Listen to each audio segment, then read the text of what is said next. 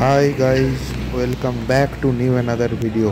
আজকের ভিডিওটা শুরু করছি নেতাজি সুভাষচন্দ্র বোস ইন্টারন্যাশনাল এয়ারপোর্ট থেকে। এই ভিডিওটা হতে চলেছে কলকাতা থেকে ব্যাঙ্গালোর যাওয়ার আকাশা এয়ারের একটা ভিডিও। এরপর প্রথমেই সবাইকার প্রশ্ন হবে যে ফ্লাইটের টিকিটটা কত ছিল। হ্যাঁ, আমি ট্রাভেল করছি নভেম্বর মাসের মিডের দিকে 2024।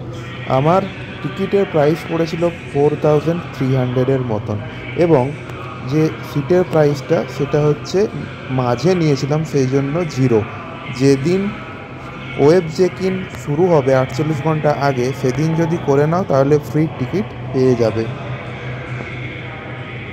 অন্যান্যদের তুলনায় আকাশা এয়ার এই মুহূর্তে কিন্তু অনেকটা কম প্রাইসে নিয়ে যাচ্ছে। বিশেষ করে রাতের দিকে ফ্লাইটের টিকিট খানিকটা কম থাকে। আমার ফ্লাইট ছিল রাত 12:40 দিকে। আমি এখানে এসেছিলাম 10টার দিকে। এসেই ব্যাগ দিয়ে আমি আমার সিকিউরিটি চেক ইন করিয়ে ডাইরেক্ট চলে এসেছিলাম। আমার গেট নাম্বার ছিল, দেখতেই পাচ্ছ, 101। আমি আমার আগের ফ্লাইটের ভিডিওগুলোতেও বলেছিলাম যে কী জিনিসগুলো লাগে। বেসিক্যালি কিছু প্রয়োজন হয় না, ওয়েব চেক ইনের যে পিডিএফটা ওটা দেখাতে হয়, আর একটা গভর্নমেন্ট আইডি প্রুফ, আধার কার্ড দেখালেই হয়, ব্যাস, দ্যাটস ইট। এরপর আমাদেরকে বাসে করে ডাইরেক্ট কিছু তো দূরে নিয়ে এলো। এখানে ফ্লাইট দাঁড়িয়েছিল, এখানে একটা লম্বা লাইন দিয়ে আস্তে আস্তে আমাদেরকে উপরে উঠতে হচ্ছিল। এই ফ্লাইটটা দেখতেই পাচ্ছ অন্য ফ্লাইটের তুলনায় একটু ছোটো, সেই জন্য ভাড়াটা একটু কম।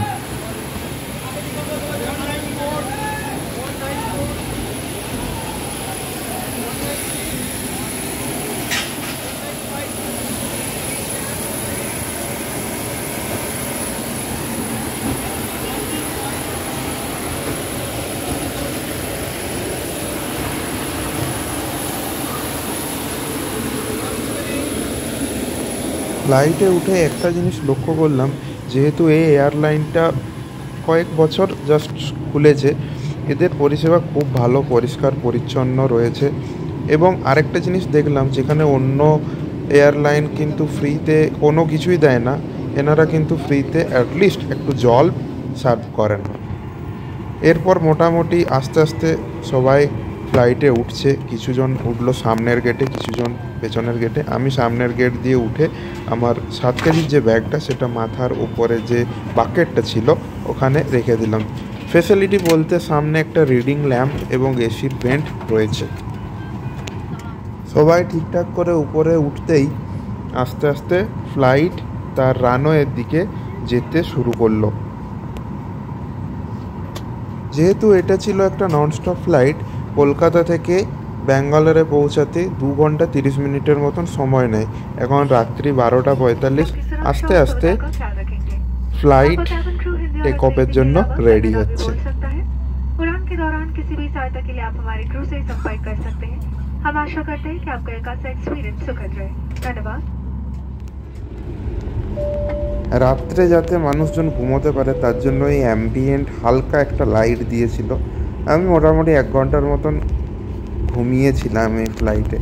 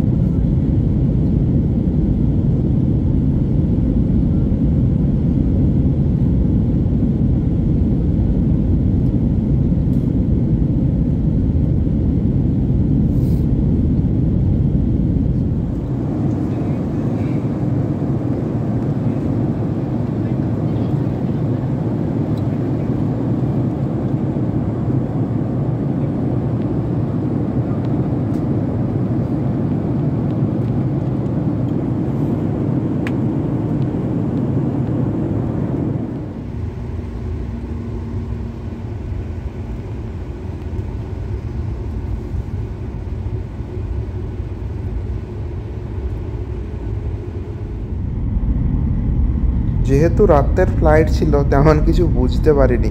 দেখতে দেখতে 2 ঘন্টা পর দেখলাম ফ্লাইট ব্যাঙ্গালোরে পৌঁছে গেছে। এরপর ল্যান্ডিংয়ের সময় হয়ে এসেছে।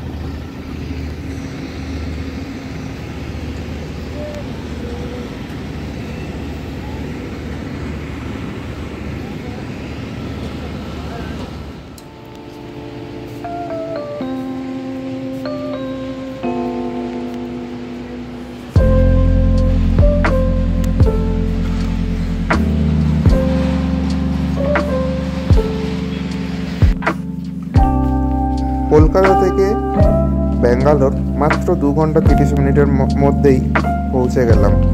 এরপর ট্রলি কালেক্ট করার সময় বেল্ট থেকে।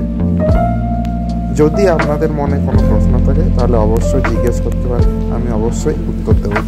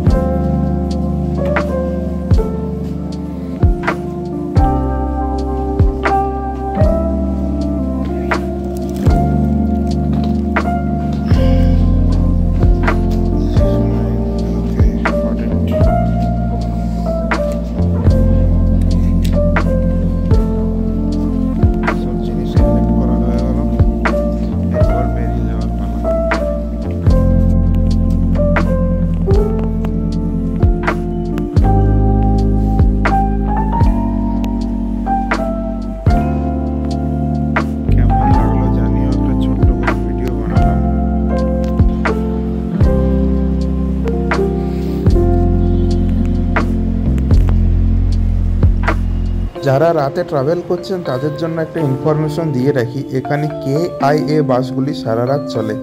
আমি এরপর KIA বাস ধরে এখান থেকে বেরিয়ে পড়লাম।